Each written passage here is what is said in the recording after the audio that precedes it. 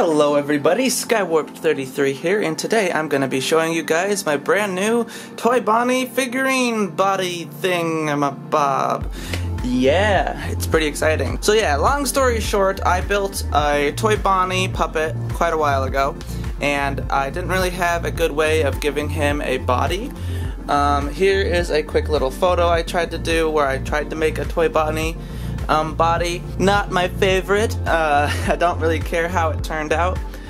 So it kind of made me want to physically make a body for Toy Bonnie. But yeah, so other than that, the cool thing about this figurine is that it is actually a multi-use figure. So you might be curious how that works, but here, I'll do a flawless transition.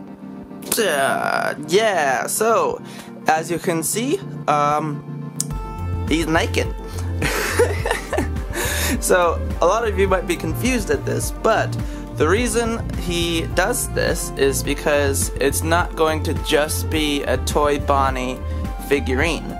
So I wanted to make a character or a model that I could use for videos and stop motions and stuff that could have a multi-purpose, multi-use, character-wise thing. So I don't have that many Legos, and I built this out of Legos, as you can see.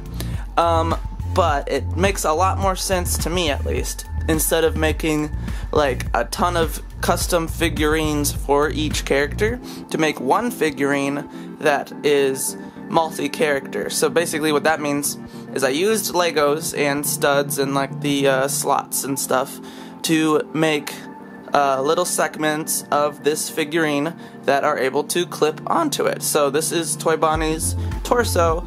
On the inside it is cardboard and popsicle sticks glued together with hot glue and super glue, and then it's got this Lego plate on there. So this is able to snap right on to the front of Toy Bonnie. Let's see how well this works. Like so. So yeah, looks pretty cool, I like to think. So long story short, I am going to be using this to make the other toy animatronics bodies eventually. Next up will probably be Toy Chica, but I'm also thinking I could use this for other characters not Five Nights at Freddy's related. So I'm thinking I might try to make Beast Bendy or the Projectionists bodies with this and see how well that works out. So could be a pretty cool project slash, I don't know, future thing that I'll be able to use for multiple projects, and it just feels like a really good idea to me, at least. But yeah, so as you can see, he's got all of these little shell pieces, so depending on where they are, they've got at least one attachment piece and then some popsicle sticks to sort of make sure they don't flex too much.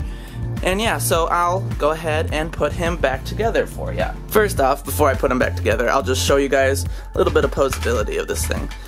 That's fine, don't worry about it. So, as you can see, obviously the head does not need to be poseable. It is just a rod of different Lego pieces that I painted to kind of look a little bit more metallic-y, and so on like that. And then the chest piece, it is actually two pieces. There's this upper segment that is connected to this lower section, and it can freely rotate at the waist. And then at the arms, it's got ball joints, which when the clips are added on here, it does limit the movement a little bit more. But at the moment, I'm just sort of showing you general poseability, because all of the characters I use this skeleton for, I should be able to have roughly the same amount of poseability. But yeah, as you can see, there are plates on basically both sides of every part of his body. There is another one right there and on his back, and then same for his arm. He's got this little ratchet joint, I think that's what it's called, for an elbow. It can go both directions. There's no rotation at the elbow or anything, but I figured with ball joints for his shoulders, it would definitely help a lot more with articulation. And then for his hands, there is a stud piece right here, and then there is another stud on the hand, and it just sort of pegs on there. And then when I'm stop motion animating, I just have to rotate it a little bit so he has full wrist rotation. Sadly though, I couldn't find a good way to make his hands posable, so these are a solid piece that cannot move. I tried to choose a good finger configuration that I could use for multi-purpose, because like he could have this by his side, but then also if he's raising it up it looks like he's going towards the camera, kind of a thing. And yeah, I feel like it looks pretty good. Next up, after we get past the 360 waist, I actually used a Lego minifigures leg right here. It's kind of hard to see, but I painted most of it. It works pretty well. When he's got the clips on his leg, it does kind of droop a little bit, but I feel like that I can work with that in stop motion, because I can always prop it up a little bit with like a Lego block underneath or something. So it can go pretty far forward, pretty far back. Like I said, when all of the plates are on here, he has a little bit less articulation, but yeah. So at the knee, he's got another ratchet joint, can go both ways pretty good. And then at the ankle, he also has another one. Now, I'm going to put him back together for you guys.